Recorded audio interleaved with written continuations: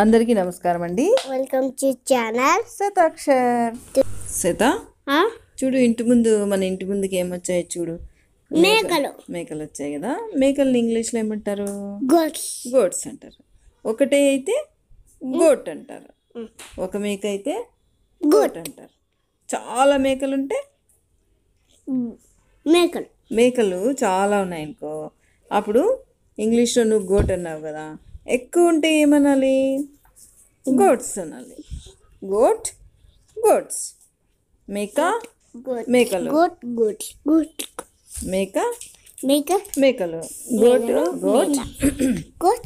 Domestic animal అనమాట. Goat ఏ animal? Goat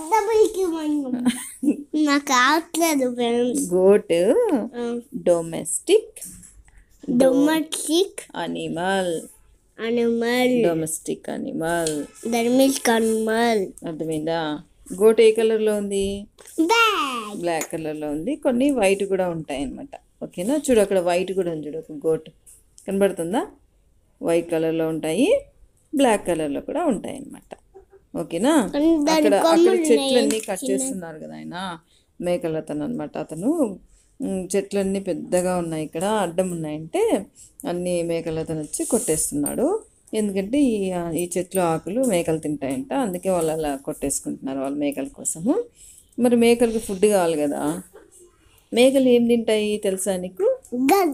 గడ్డి తింటాయి. గడ్డిని ఇంగ్లీష్లో ఏమంటారు? చెట్లు. No, gross.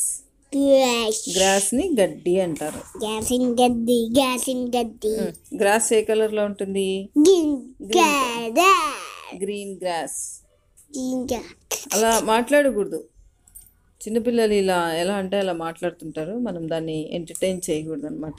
చూడు, మేకలు చూడు, ఆకులు లీవ్స్ గ్రీన్ కలర్లో ఉంటాయి కాబట్టి తింటున్నాయి అనమాట. లీవ్స్ ఏ కలర్లో ఉంటాయి? గ్రీన్ కలర్లో ఉంటాయి అన్నమాట. ఓకేనా?